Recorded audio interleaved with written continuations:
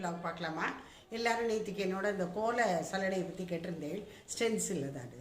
நான் சிலதெல்லாம் எடுத்து வச்சுருக்கேன், வாங்குவோம் காமிக்கிறேன். இதுதான் நான் இந்த கோல ஸ்டென்சில்ஸ்லாம் வைக்கிறதுக்கு ஒரு டப்பா மாதிரி பண்ணியிருக்கேன். இது நானே தான் பண்ணினேன். ஒரு பழைய அட்டை டப்பாவை எடுத்து இது பண்ணியிருக்கேன். இதில் தான் எல்லா இந்த இப்போ கோலை இதெல்லாம் வச்சுருப்பேன். எல்லா வித கோலை இதுவும் இதில் தான் இருக்கும் பாருங்கள். இதில் பிள்ளையார் தான் நிறையா இருக்கும். ஒரு சரஸ்வதி இருக்குது. இது இந்த பாதம் மாதிரி விளக்கு இதெல்லாம் ரொம்ப பைஷாக எடுத்து பாருங்க. நாலா பக்கமும் ஒரு மாதிரி வெடைச்சுட்டு ஒரு மாதிரி ஆகிட்டுருது. பைஷானா அப்படி தான் ஆகிட்டுருது. இது அஷ்டவிநாயக்கு. இது பாருங்க எவ்வளோ அழகாக இருக்குதுன்னு. இது நான் அடிக்கடி போடுறது. ஆனால் சாமிங்கீழே தான் போடுவேன். வாசல்லலாம் போட்டு வைக்கக்கூடாது. ஏன்னா நம்ம காலடி ஏதாவது படாமல் ஒரு இடத்துல வைக்கணும். இது எப்படி இருக்குதுன்னு பாருங்க. இது கொஞ்சம் பழசாக போயிடுது. ரொம்ப வருஷம் ஆகிடுது. இந்த சலடை எல்லாமே ஓரத்தில் பார்த்தேன்ல ஒரு மாதிரி இது மாதிரி ஆகிருக்கும். எல்லாம் ரொம்ப ட்ரை ஆகி ஒரு மாதிரி இதாகிருக்கும். அப்பப்போ இதெல்லாம் வாங்கி என்ன 8 to 10 years போல் ஆகிடுது. அப்பப்போ மாற்றிண்டா இன்னும் கொஞ்சம் ரொம்பவே நன்னா வரும். இன்னொரு வித பிள்ளையார். இது நான் வந்து ஒரு இதில் போட்டிருக்கேன், ஒரு செராமிக் பிளேட்டில் போட்டிருக்கேன்.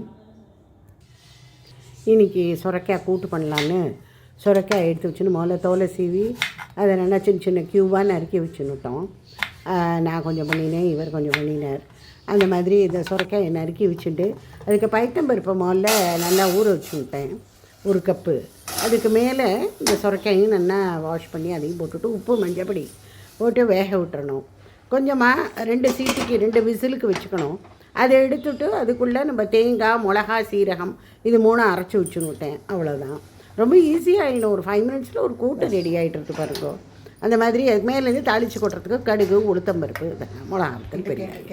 அப்பளம் எப்படி மாமி சுடுறேன் அப்படின்னு வாங்க, அதையும் காமிச்சு விட்றேன். இன்றைக்கி 2 அப்பளம் எடுத்து வச்சுட்டுருக்கேன். இது மசாலா பாப்பல். இது எப்படி பண்ணிங்கங்கிறத இந்த மாதிரி ஒரு நான்ஸ்டிக் பேன் வச்சுக்கோங்க. அது சிம்மில் வச்சுக்கணும். கொஞ்சம் சூடான பிறகு இந்த பாப்படை போட்டுன்றணும். போட்டுவிட்டு ஒரு நல்ல ஒரு க்ளீன் கிளாத் வச்சுட்டு ஒத்தி எடுக்கணும். 4 சைட்லேருந்து எல்லா பக்கமும் ஒரே மாதிரி இருக்கணும். இன்னொரு பக்கம் டர்ன் பண்ணி அந்த பக்கமும் இந்த மாதிரி பொரிச்சுக்கணும். அதாவது சுட்டுக்கணும். பாருங்க எல்லாம் இப்போ நல்லா ஆகிடுத்து பாருங்க. இதை எடுத்துக்கலாம். ரொம்ப சூடும் பார்த்து பண்ணிக்கணும். ரொம்ப சூடாக இருக்கிறதையே நம்ம அதை ஃபோல்டு பண்ணுவோம், இல்லைன்னா ஃபோல்டு பண்ணால் வராது. டைனிங் டேபிள் மேலே இந்த மாதிரி வச்சோன்னா ரொம்ப நல்லாயிருக்கும். இந்த அப்பளத்தை இந்த மாதிரி சுருட்டி வச்சாலும் எவ்வளோ அழகாக இருக்குது பாருங்கள் பார்க்குறதுக்கு. இது வந்து எண்ணெயே பிடிக்காது உங்களுக்கு. நம்ம பொரிக்கலை வெறும் சுட்டுருக்கோம். அவ்வளோ